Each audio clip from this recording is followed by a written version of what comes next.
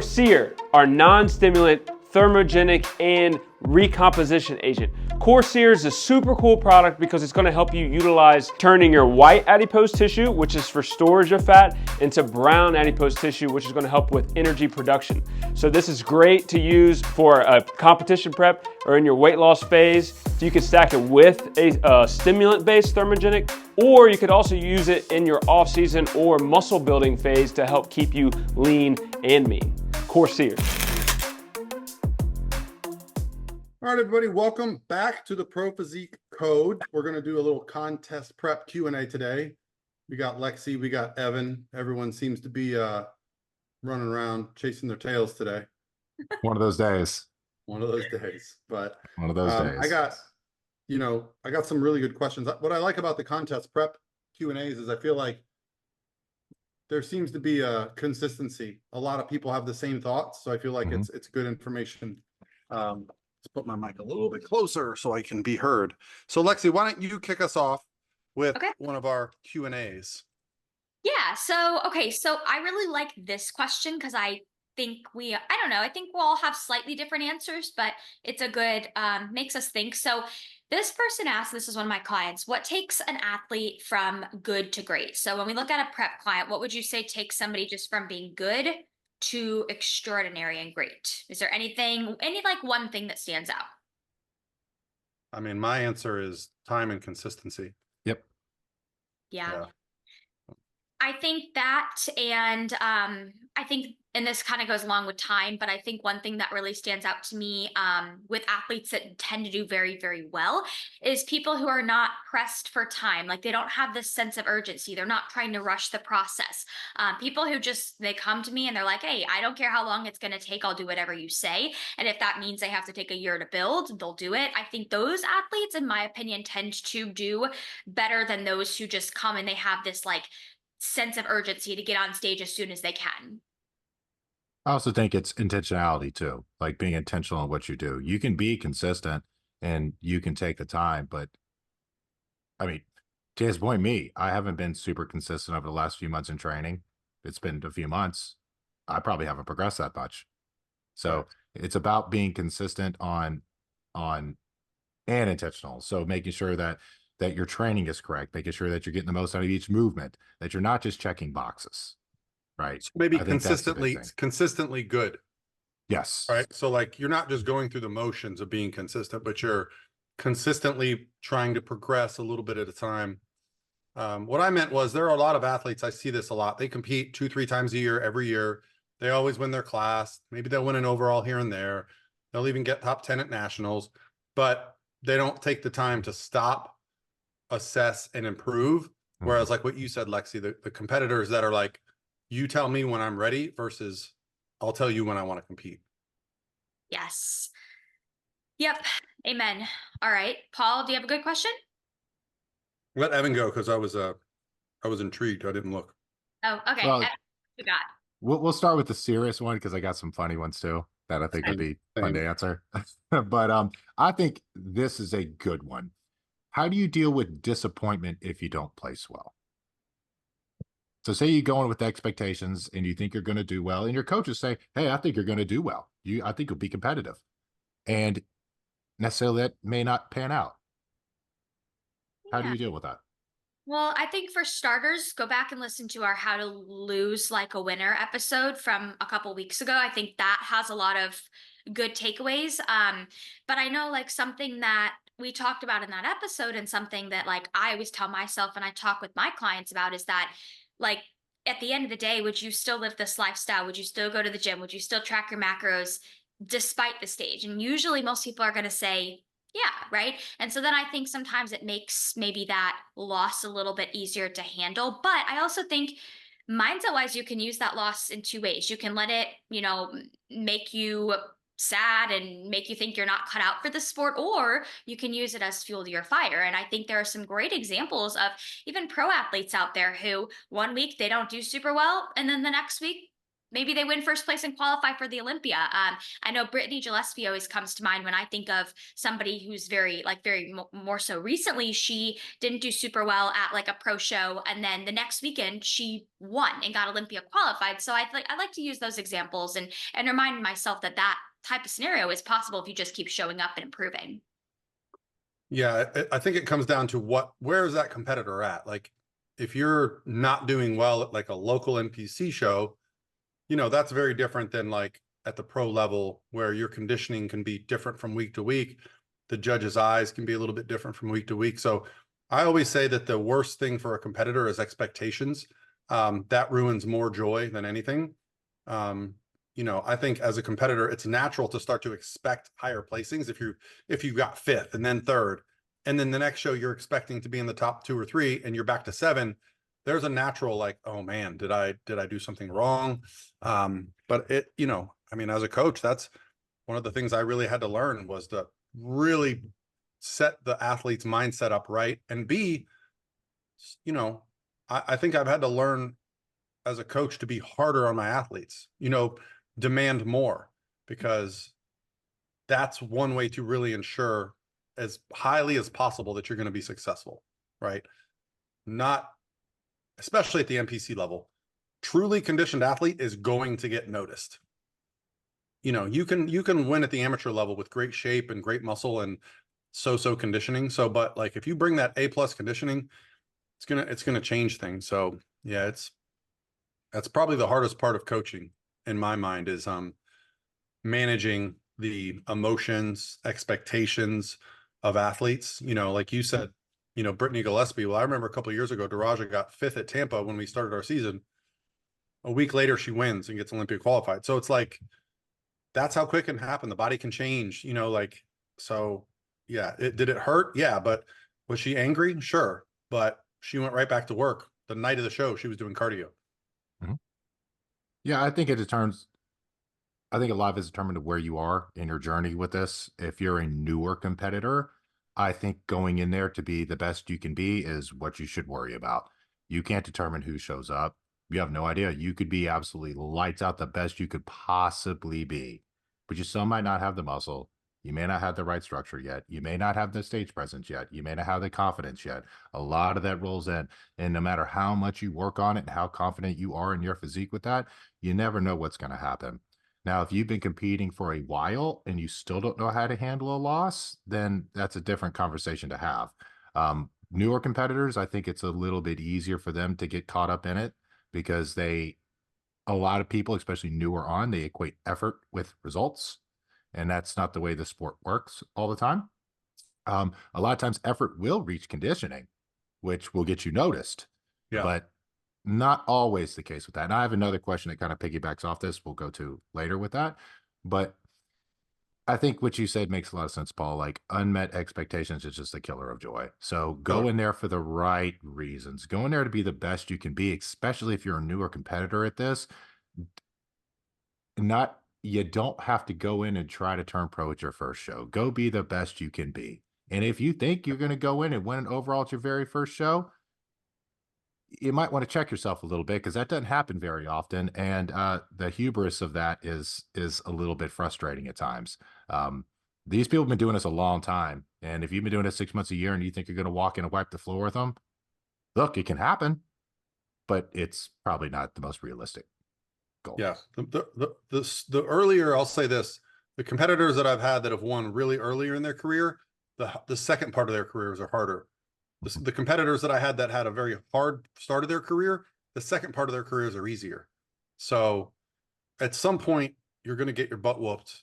And then if it's at the beginning of your career, I think it sets you up to have a more kind of level-headed approach to the sport.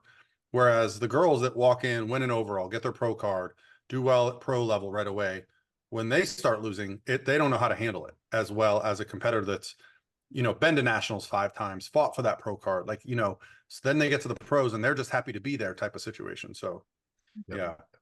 I want to keep this one short because we could drag this question out, but I want to be very clear. I'm surprised when people ask me this question. Can one be competitive at the regional and national level without the use of PEDs? Daraja was 4th in the world, lifetime natural. Like, I can't say it now. Can you do that? No guarantees. Lana Dunbar made it to the Olympia, her first full season competing as a natural athlete, is still natural. Can you do that? I don't know. But yes, you can absolutely. You will never know if you just start down that path right away. See what you're capable of. Now, both of those athletes had a good base of muscle before they started competing. Raja played tennis. Lana is just, very muscular, and she took 7 years off from competing. And then she came back. So yeah, you guys have any agree, disagree? No, Yeah, I I mean- agree completely with that. Yeah, I mean, I got a question about that too, about it just said PEDs. So I think it kind of covers That's that. what I mean. A lot of these questions, they start to like, people have the same mindset. So I think the narrative comes from, in my opinion, coaches, because a lot of girls will get on the phone with me and they're like, oh, well, I had a consult with another coach and he said, I have to do this drug and I have to, and I'm like, absolutely not. And they're like, oh, thank you. I'm like, Oh yeah, for what? and I've heard that too. And I always say, if like as a bikini athlete, especially if you're newer and your coach is pushing drugs on you and not even like really giving you a choice and really pushing, like that, that should be a little bit of a red flag. Your coach should never force you to do anything like that. No, it all depends on your situation, right? Yeah, like if you've never lifted weights before, never tracked anything, and you want to go in and win an overall within the first year, unless you're genetic elite, yeah, you probably need to be on PEDs. But Right. is that the smart way to do it? No, that's not the smart way to do it. And if someone would come to me and say that, I would say, no, we're not going to go down that path, Right. because it's not a smart way to do it. It's just not with it. So no, if you put the time in and you do the work with that, then yes, you can do it without PEDs. Absolutely. All right. So I'm going to do a back-to-back one since that was kind of Okay. a softball. Mhm. I guess, how do you get through 3 shows back-to-back in 3 weeks? Is it good idea or not? Lexi, let's hear from you. Well, I think the first thing is it depends on the athlete. I think some people, they can absolutely handle that. They can absolutely take that. Now, would I recommend that for a first-time competitor? No.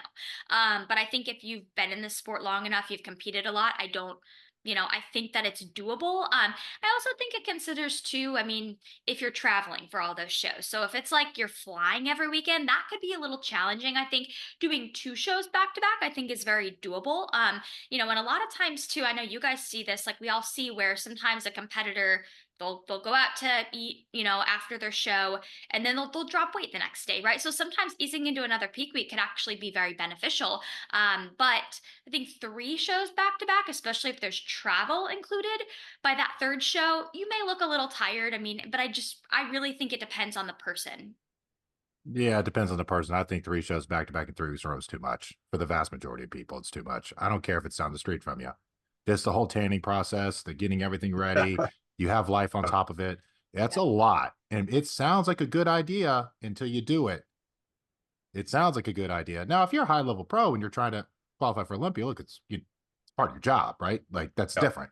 But for most people, 3 shows back to back, no. I'm not even necessarily a fan of shows back to back. I would at least like a week in between it with it so you can make some improvements. I think the optimal thing is 2 to 3 weeks between a show. I think that's a great time span, especially if you're already in shape with it. But back to back shows can be hard on their own, not just the physical part on it, but the mental part of it. It'll start to wear on you because those days get long, y'all. We all know this. Those days get long.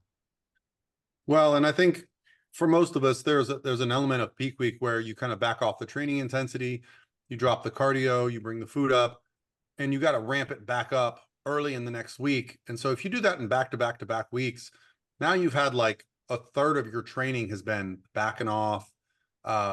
So yeah, I've definitely done it before with some of my pros, but at that level, we're treating things a little bit differently. We're not treating each show like a whole weekend event. They're not like going out for 2 days and partying and having fun like most competitors do when their show is over. They want to go enjoy. They're treating it more like a job. Okay, job done. What's next?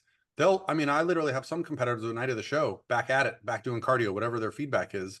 If they've got 6 days to turn around. So the way I handle it is, for us, I'm typically bringing food up and cardio down going into a show. So it's really easy because the day of a show is just a maintenance day for us. And then if we've got a Sunday, Monday deplete, we are ready to go. Like the body is going to be super happy, super recovered, no inflammation. I always say I'm going to be better. If I do 2 shows in a row, I'm going to be better the second week. Last year, Christina Sangor did Battle of Texas just to qualify for nationals. So she did that. And then the next weekend she did nationals. Now they were both in Dallas, makes it a lot easier. They were, but we knew what was happening. So it's not like the first show ended, she went and celebrated. We literally were back to work the next day. And she did, she did very well at both those shows and ended up getting her pro card. So like, I like the idea, especially if you plan it. 3 in a row. I mean, that's pro level only. I can't imagine why you would want to do that.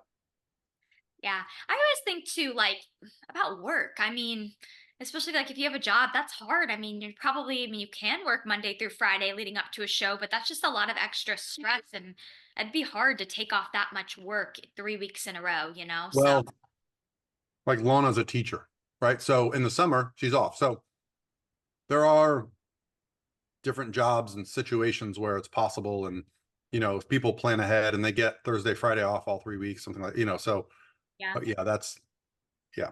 So, all right, go ahead, Um, Lex. okay, so this person asks, is there any competitive advantage to doing a show earlier versus later in the season? So I guess like in the spring or the fall/winter. Well, I'd like to hear your thoughts on that because you've done it both. Yeah, I think there's pros and cons to both. I think that earlier, I mean, if you're talking about a competitive advantage, I think that like earlier in the season, you're typically going to see a little bit smaller of shows. And I think we all saw this when, we were we were all at Clash, then Girl Power, and they were, relatively smaller in size. Whereas typically, I mean, not always, but most of the time, you're going to see shows that are like later in the summer and in the fall, going to be a little bit bigger by nature. But I also think that there can be an advantage to doing shows earlier in the season if you have, or like if you're ready, just because if your goal is to go to nationals, you have all the national shows to kind of choose from after that. Whereas if you're competing later in the year, I mean, yes, the shows tend to be bigger, but you're not going to have as many national level shows to do. So you kind of like run out of bandwidth there. So that's kind of my take on it. Yeah, I mean, I think earlier on to middle of the year is probably the most advantageous time to do it, especially if your goal is to turn pro, because there's more opportunities to turn pro around that time frame with it. And if your goal is to just go in and win an overall at a show, then yeah, I would probably do it earlier on in the year. But if your goal is to go and try to turn pro and place well at national show, it shouldn't matter what your competition is, because you're going to have to go against the best anyways at that point. And the best time to compete's when you're ready and when your life allows you to be ready for that. And a lot of people, it's harder for them to be early in the year because they have holidays, right? They have Christmas, they have New Year's, they have all this stuff going on. And then, a lot of times you're going to have to be in some sort of prep at that point, especially if you've had a long off season going into that. I remember when I did nationals, my last time, the actual nationals, which was in December, Tim Gardner's feedback to me was, why did you wait and do shows at the end of the year? He was like, you need to just hop in early and do the shows early next year.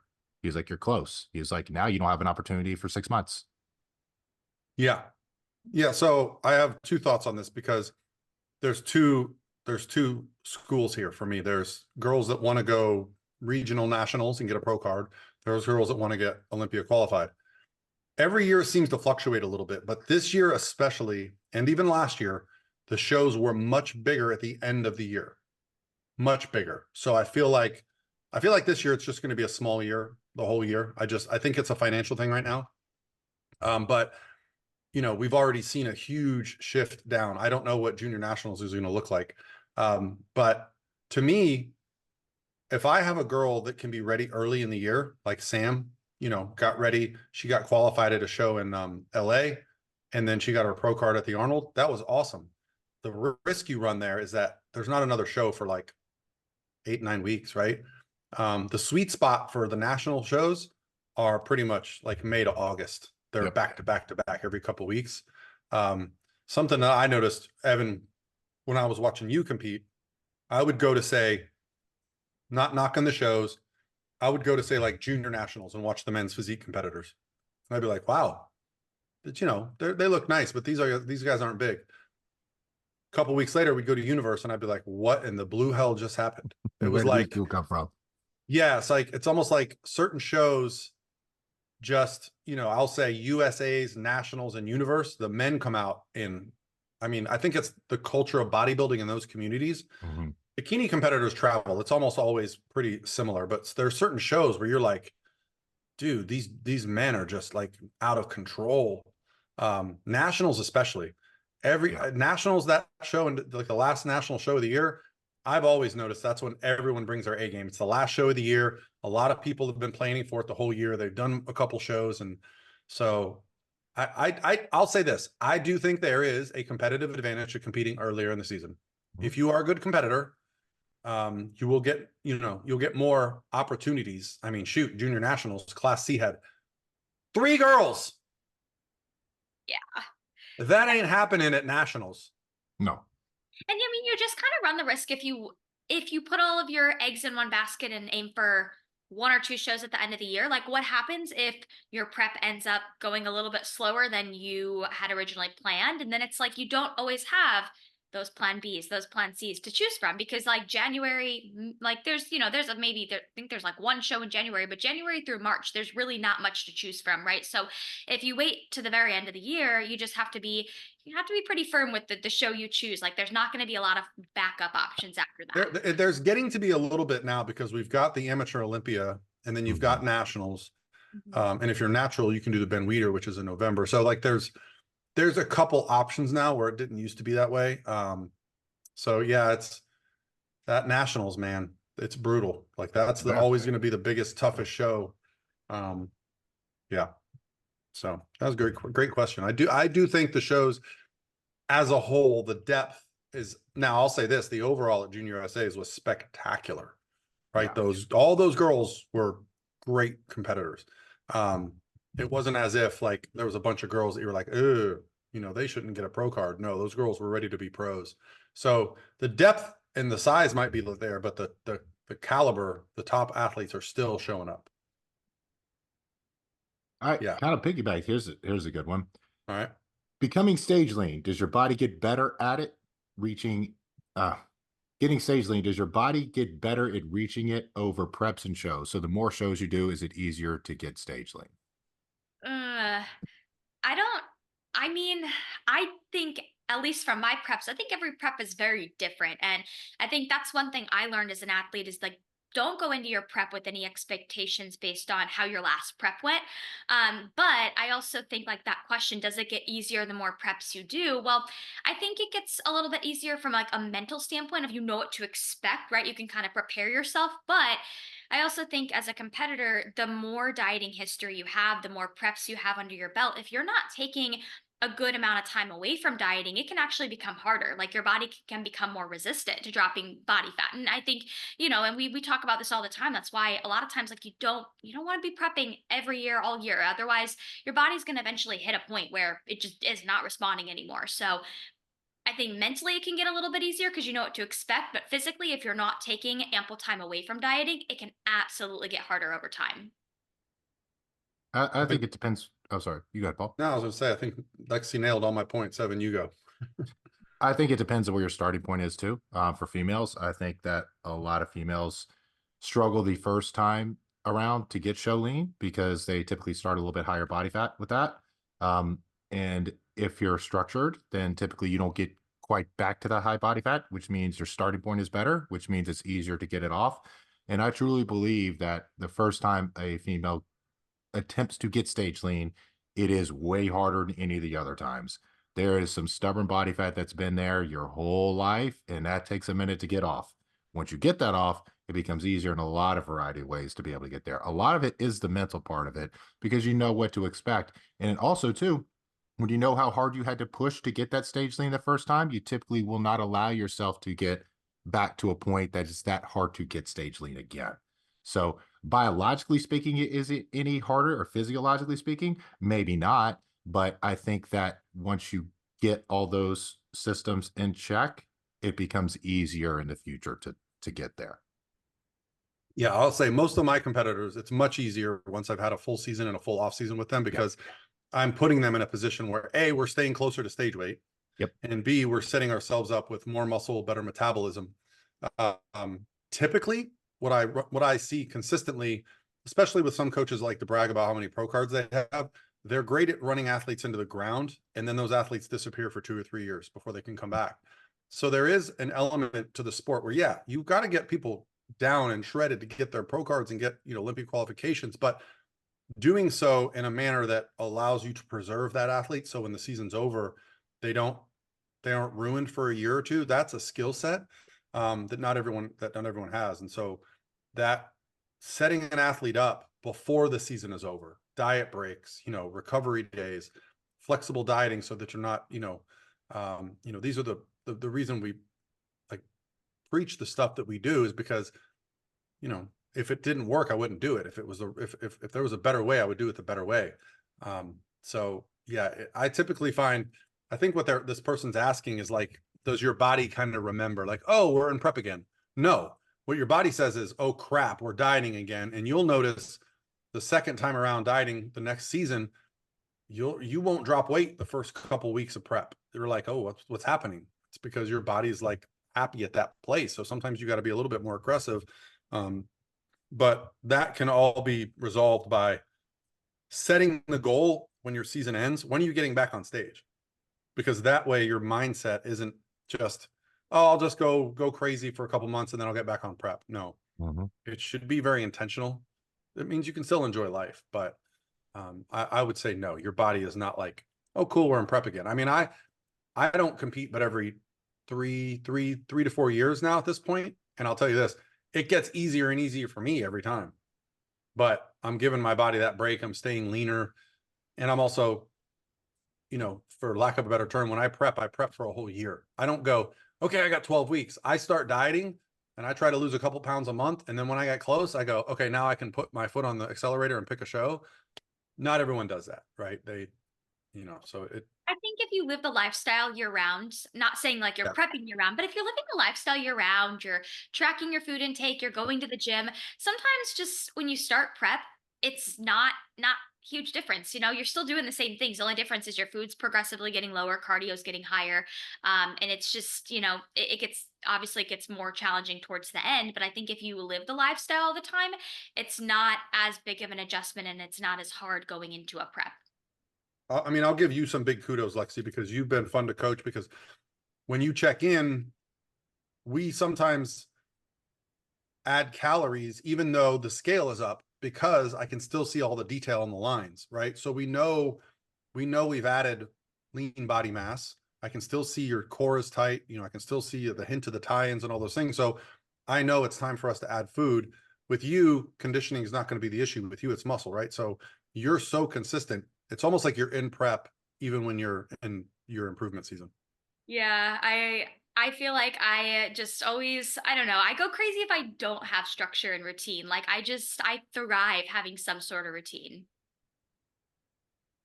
There's a few of you out there, and they're always a pleasure to coach. All right. Let's I got a funny one. Okay, let's hear it. And I want you guys to guess who asked this. Okay. You ready? Yes. Do I need to bleach my butthole for stage? Steven. Yes. Oh, I already knew when you said I want you guys to guess, I had a feeling it would be Steven. Oh man. Oh goodness. No, hopefully no one can see your butthole on stage. Oh, and well, let this be a PSA. The key, Oh no. because oh gosh, I feel so bad. Don't talk about. No, don't. Let's stop PSA this picture. No. No, I won't bring it up, but like just make sure that your bottoms fit. Like that's all I'm gonna say. That before you get on stage, make sure your bottoms fit.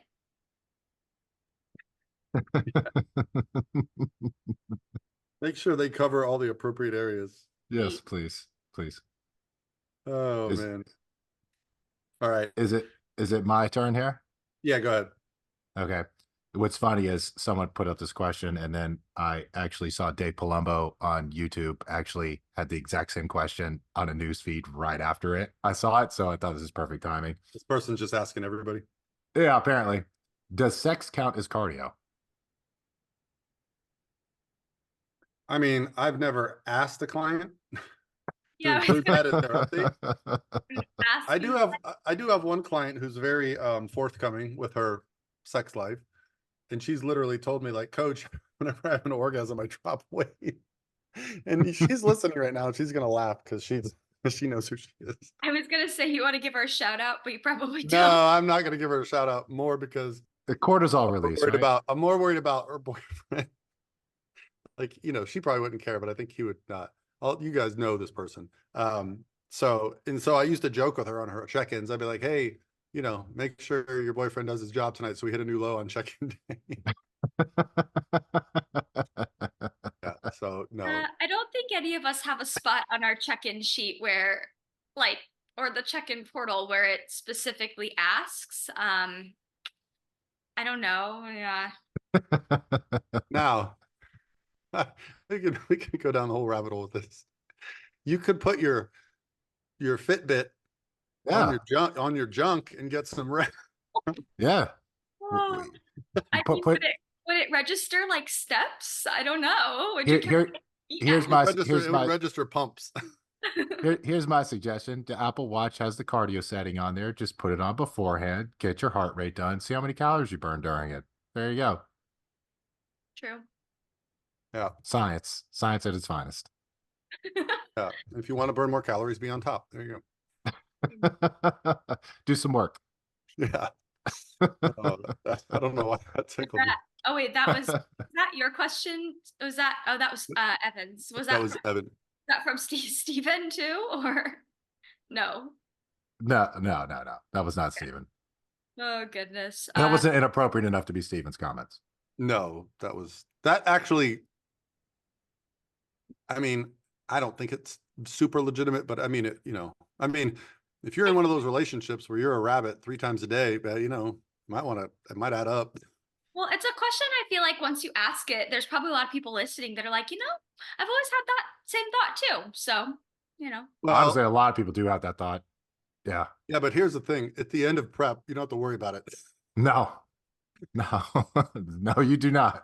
Mhm. And if you do, end- good on you. At the end of prep, I mean, yeah. Is it my turn or your turn, Lexi? It's my turn, but I'm trying to like follow up with that. I don't have any. Let's see. I don't know if I have any. Oh, your audience is too sweet. They wouldn't ask you dirty questions. No. Yeah, I mean, this is not like funny, but I did want to answer this one because I actually kind of have. I can like maybe talk on this and maybe you guys have insight. But somebody asked, and I've gotten asked this before, if we notice a difference as coaches from coaching people who are on birth control versus not. And I don't know if you guys have like noticed any difference, but I personally I've prepped on both. Like I went off birth control last March. So I've done it both ways, and I'll be honest, I absolutely have not noticed a difference. Maybe blood work wise, like there may be some things that improve or have improved since I've gone off, but I did not notice a difference in the way my body responded, how I felt, or anything like that. What about mentally? Yeah. Did you notice any difference that way? Did I notice any difference in what? Mentally? No. No, not really. I mean, I could say I did, but I feel like it was probably more of a placebo than anything. Mhm. I know a lot of people will say like their anxiety decreases, but I take something for anxiety, like I'm on a low dose of something for anxiety. So, but personally, and I know this isn't going to be the experience for everybody, but I did not notice a difference just in prep from being on versus off. Well, the Raja was off birth control, and we all saw what happened. So be careful Yeah. out there, ladies. Yeah. She fell off hard. Yeah. He is due in November, I believe. Is she? Oh, I wonder when. I wonder if Is it'll it be November? to my birthday. I'd be so excited for her child to be born on my birthday. That'd be amazing. You're in October, right? Yeah, end of October, though, October 25th. Okay. Yeah. I haven't noticed any different either. And No. I think it's funny because there's a big part of the bodybuilding community that really focuses on birth control and if it's going to impact on your prep. And I have a lot of clients ask me on that too, right? Like if it's an issue, I'm like, hey, if it's causing an issue with you hormonally, then yeah, probably. I probably right? noticed more issues with girls coming off and then having much more severe cycles, much more, intense pain, intense cravings. you know, so because they tried that, they wanted to go, you know, the more natural route and let their bodies kind of stabilize. And, you know, for them, the pill actually just kind of kept things more level. I've noticed on a few individual cases, but not on a whole. I haven't had like a bunch of girls all be like, oh, I stopped taking birth control, now I feel great. The other thing is like, you take birth control for a couple of reasons. Make sure you're not, you know, trying to make your bodybuilding career 5% better, but then you're getting pregnant or you're having more severe symptoms from your cycle that you wouldn't have, you know, so, you know, don't step over, you know, dollars to pick up nickels. I think my best piece of advice would be if you are on it. It's like I know I was put on it at a young age for certain reasons, and I think when you come off, if you are going to come off, just work with somebody, whether it be a doctor or a naturopath. Like work with somebody to make sure that you're supplementing with the right things when you come off, because there are certain things that you are going to probably be deficient in. So that would be my best piece of advice there. Yep. Yep. All right. My turn. How to best utilize carb cycling for recovery during a fat loss phase. I probably covered this topic more than just about any other topic on my YouTube channel. So carb cycling is a fancy way of saying refeeds, diet breaks. So I'll give my 1,000-foot view on this. Just my, you know, because you notice things over a decade of coaching people. Like I don't start prep off with refeed days or high carb days. I typically wait until we're getting pretty deep in prep where carbohydrates are getting near or below 10 times their body weight, right? So 130-pound athlete, if they're on 170 carbs a day, I'm not giving them a refeed typically. That's a lot of carbs for most people, for a female, right? 130-pound female. Once I get their carbs to 130 or below, I'm probably having a 180 to 200 carb day once a week. Restoring glycogen, you know, just digestion. I think there's a whole host of things that it actually benefits, hormonally, digestively, recovery wise, and even psychologically. We've all been in that part of prep where you feel stringy, you're not quite shredded yet, but you're definitely lost a lot of body fat. Carbohydrates for me were probably what helped me get me through my first prep. Those high carb days and like going to the gym and seeing the pump, I'd be like, okay, I don't look like a total shitbag. I can actually do this. And then 4 days later, I'm like, why am I even trying to be a bodybuilder? I look like a scarecrow, right? So, and then I'll tell you guys this, and then I'll let you jump in. My favorite phase of prep is 5 to 6 consecutive low days, followed by 1 to 2 consecutive high days. I really like letting the body dig deep, right? Get depleted. You ramp it up with those high days, and then you dig it down a couple days. And the athlete really can see the scale going down, the body fat starts to drop, and then right when they start to dig a little bit of a hole, they get a reprieve. They're ready for it mentally, they're ready for it physically, and then it sets them up for that next little phase. That's the bulk of my preps are 5 low, 2 high, 6 low, 2 high. Sometimes I'll even do 7 low, 2 high. Just, you know, it just depends on the phase that we're in. Yeah. Yeah. And Nailed it. something that, sorry, let's go ahead. No. I was just going to say, I agree with everything you said. That's exactly how I structure my own clients' preps. So yeah. And here's something too, guys, and the common sense should play a role in this to some degree. If you have 5 to 6 to 7 low days in a row, I'm talking low days and cardio is high, please do not expect your workouts to be good. Please do not expect your body to feel good. Please expect your legs to feel heavy.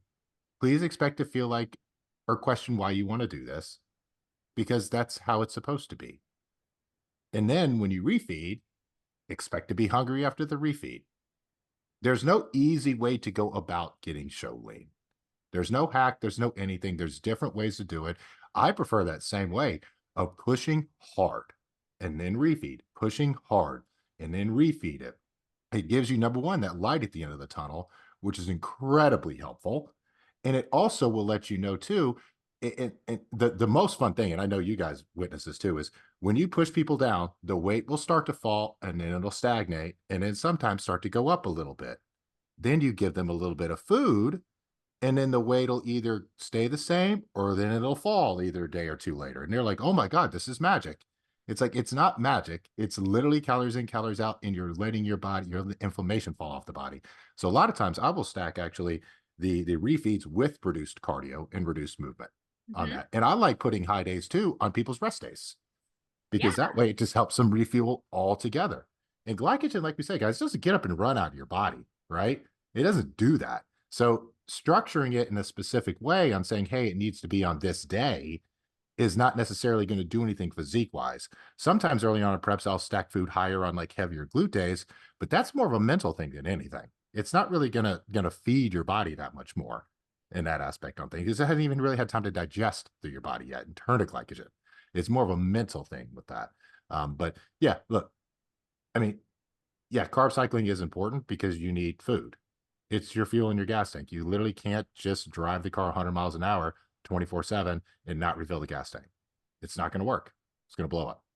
I think it's also important to say, like, we know this as coaches, and I think most of our clients know this too. But especially people who are newer getting into the sport, refeeds they're very strategic, and it's not just, oh, I'm having cravings, coach. I think I need a refeed. Like, it's not one of those concepts in prep of like, oh, I'm craving something. I feel like I'm going to fall off plan. Could you give me a refeed? Like that, it doesn't work that way. If you want them to Mhm. work properly, it's very strategic from from a coaching standpoint as to why we give the refeeds.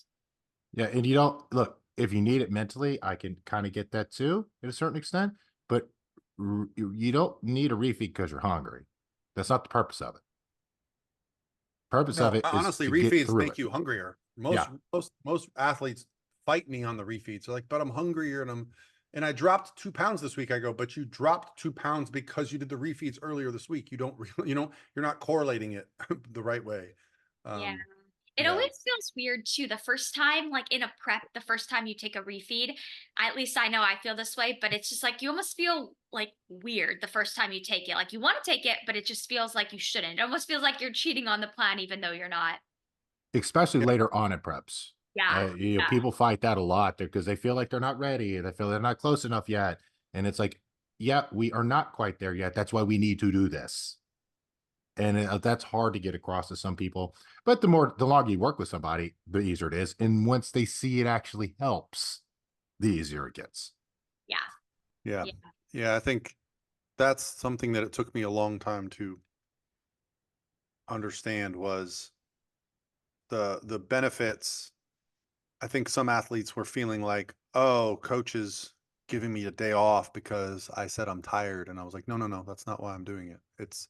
It's a necessary part of the process. And it's why when the show is over, you can keep going, right? Like it's it's not a it's not a competition to see who can suffer the most. It's who can get on the stage looking the best. And just so happens that you look the best when your body is able to continue progressing. So the refeeds, I think, like when I first heard about carb cycling, it was like a very specific, like, okay, on day one, you do 300, then 200, then 100, then 50, then you start over, something like that. I don't do that. And in fact, I have a client checking with me right now because we were dropping weight every single day on our low days. And she's like, can I keep going? And I said, okay, here's the deal. Keep going. But you have to check back with me when you start getting brain fog.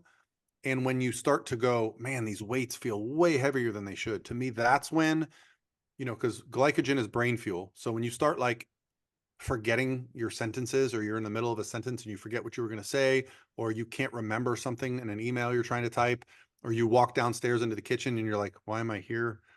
That's often from you're so depleted, so run down. There's not enough glycogen. And same thing with the weight. So if you go to lift up the 15 pounds and do some side laterals and it feels like you're holding 50s, okay, it's time to take a day off, fill those glycogen stores back out, and get us going again.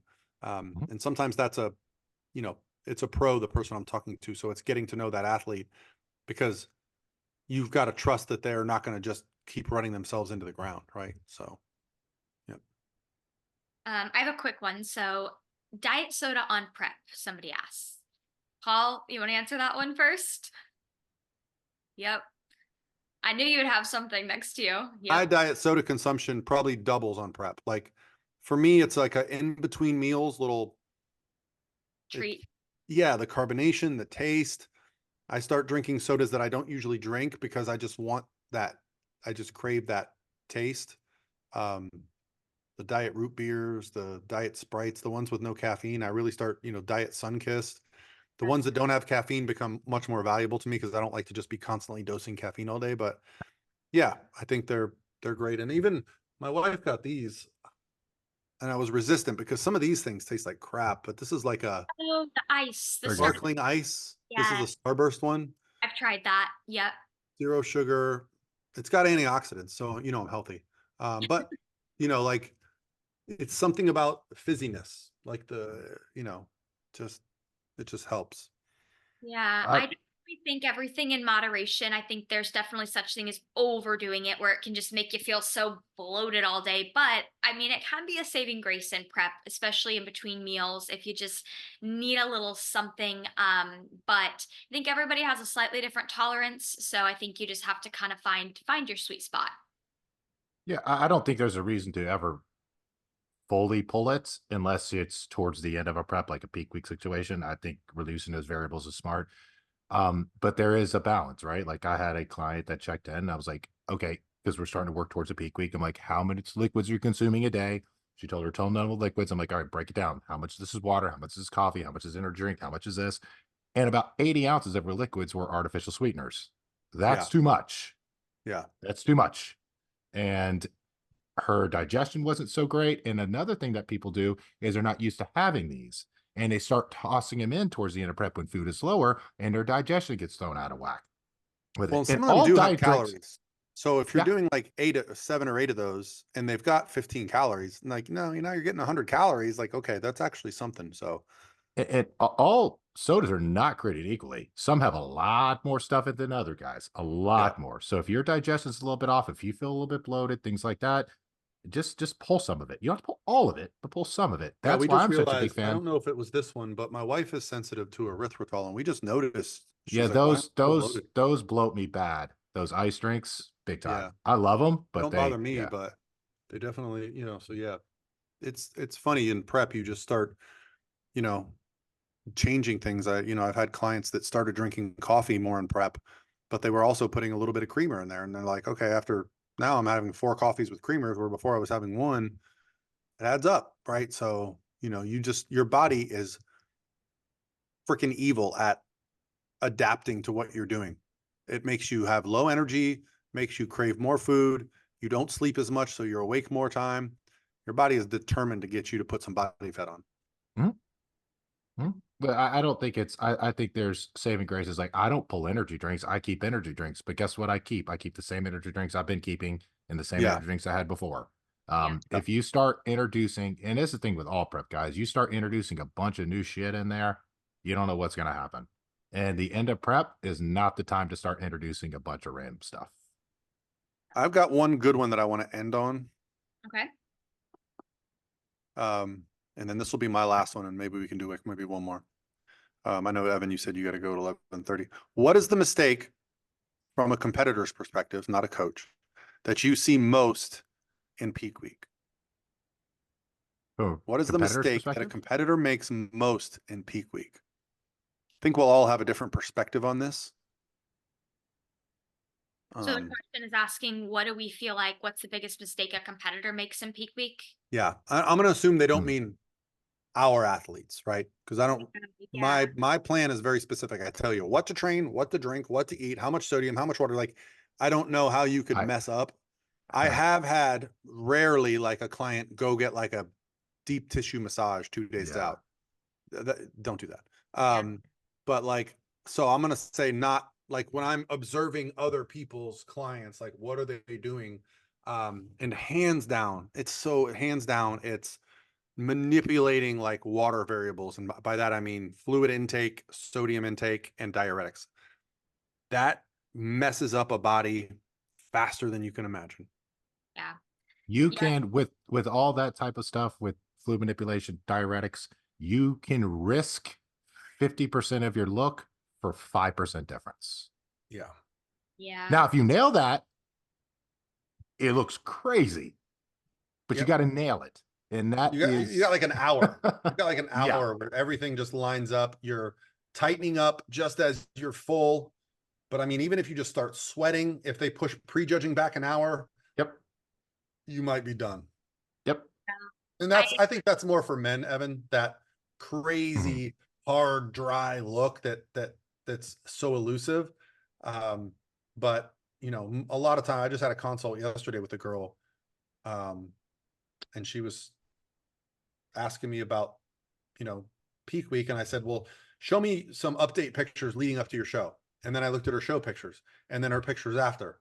And I said, show day was the worst you looked. What'd you do? Oh, well, I posted it the other day, like that peak week plan with the asparagus, no salt, cut water in half. Like it's a pretty common peak week. I think it's from a big name coach and it's just been handed down over the years to other coaches or people, I don't know those things. So I think to me, you just, unless you have an exorbitant amount of muscle, you're flattening your muscle out to the point where you just don't have any fullness or shape to your muscles. Yeah. I think something that I've had a lot of my athletes do, unfortunately, and I hear all the time with it is you just try to change so much stuff. Like you start taking Epsom salt baths every night for some freaking reason, or you start going sitting in the sauna on peak week every day for some reason. Look, if you sit in the sauna, guess what you're going to do? You're going to sweat your ass off, which means those fluids that you're intaking and that sodium that you're intaking is leaving your body. So you want to talk about throwing off your hydration? Start doing a bunch of that stuff with it too. And don't just start Epsom salt baths on peak week. Like, don't do that. If you need to do it for a very specific reason, that's fine. If you need to go sit in the sauna for a specific reason, that's fine. But please just don't start randomly doing it because you think it's going to pull water out of your body. It's going to throw off a ton of stuff. The other thing that is just people not paying attention to the peak week plan.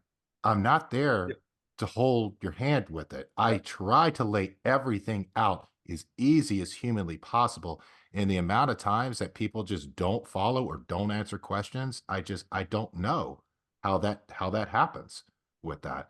It's now's the time to really pay attention and not change a bunch of stuff. Yeah. I think the biggest mistake I see people making is just stressing themselves out. Like stress is too high and it's all a cognitive thing. It's not like they could be following the plan to the T or to a T, but they're just psychologically stressing themselves out so much, worrying about so many little things and that, and that impacts sleep and then that can cause the physique to just look a little bit watery just from all that stress. So I feel like that is something that I find a lot of people, not a lot, but a good amount of people make that mistake. Is like I said, you could be doing everything right, but if you're just mentally stressing yourself out so much, that could definitely show up in your physique. Yeah, I will say, give yourself a day or two to be a diva.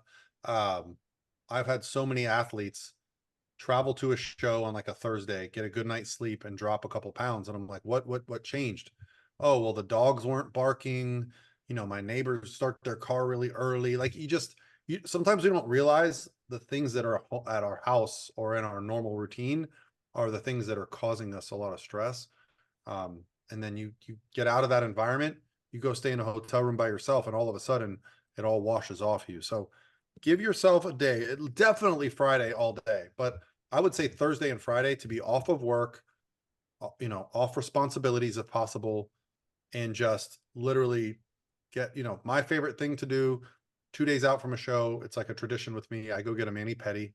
I just sit there and let them because I put the clear nail polish so I don't get, orange nails. But that has become like a ritual for me. And it just makes me feel like, okay, now the work is done. I can relax. And you'd be surprised how fast the body can change when you just drop stress. And man, it's really fun. Yeah. That it is. I got one more question I think was a good one. You got time. You're in charge. Yeah. I got one more question I think that I thought was a good one here is, do you think skin quality has an impact on stage? As in like acne, scars, things like that?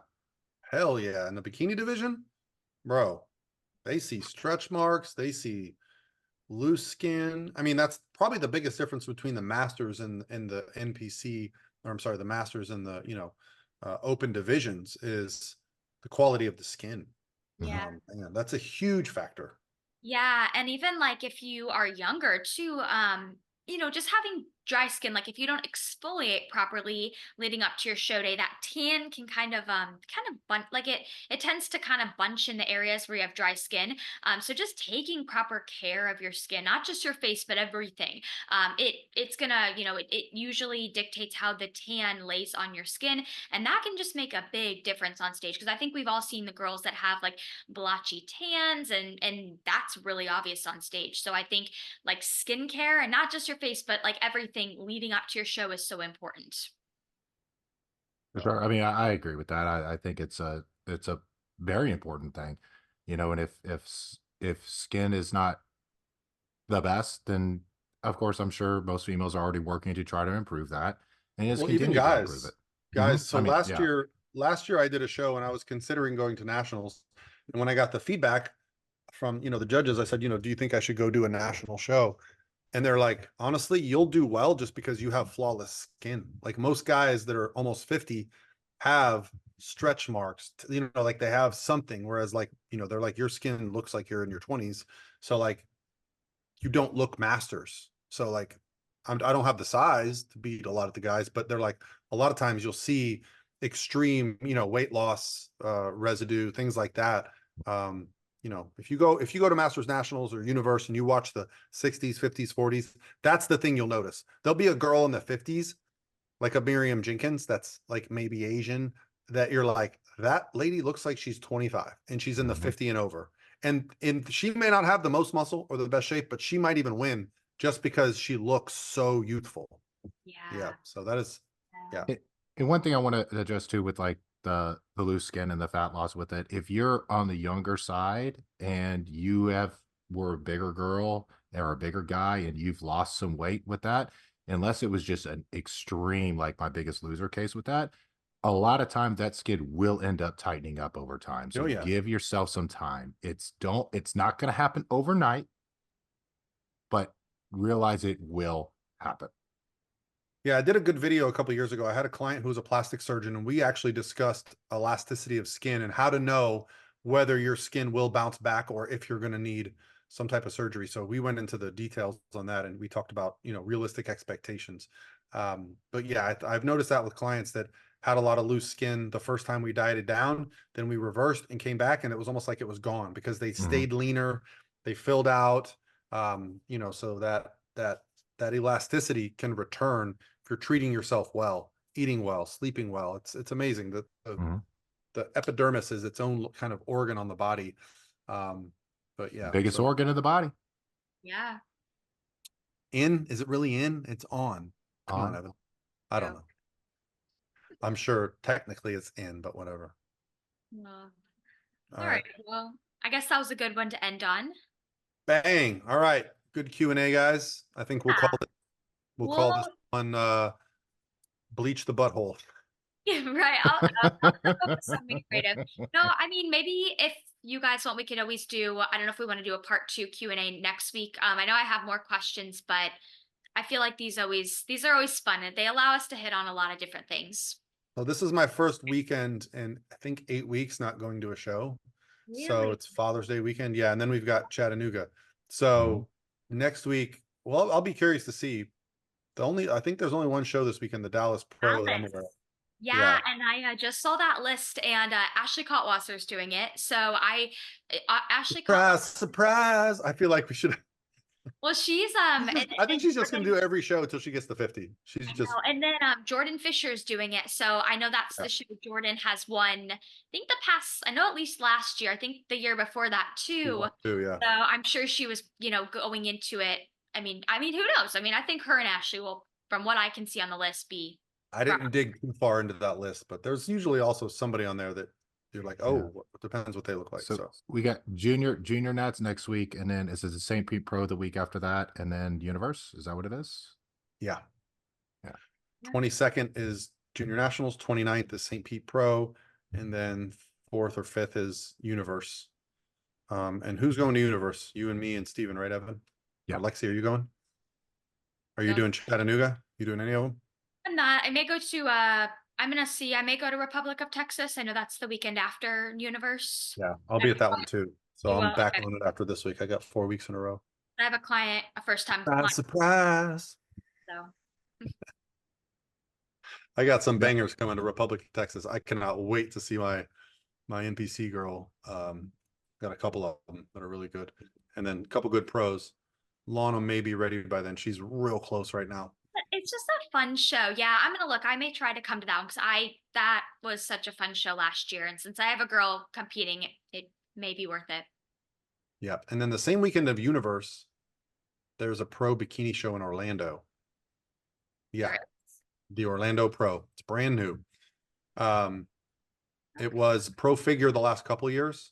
Oh, the USA Fit Games. Is that Yeah, what it was? it's a Betty Pariso. Yeah, that has pro bikini. Okay. So I may, depending on who's doing it, because I think I have a couple girls doing it.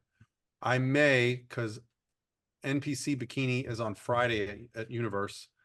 I may try to get down early, and come back for that. Well, I definitely, if you needed somebody there, I could go to that one if it's in Orlando. Yeah. So we'll see. What's in Orlando? It's We'll called talk about it later. Orlando Pro. Yeah, we'll talk about it later. I'm Yeah. right down the road there, so. All right, y'all. Thank you for listening to the Pro Physique Code. Make sure to like, follow, subscribe, comment, and go tell Evan happy birthday. Oh, thank you, buddy. When is your birthday? Sunday. Attaboy. I knew it was Oh, soon. I thought it was today. I was like, oh, I feel so bad. Okay. Uh, All right. Bye, guys.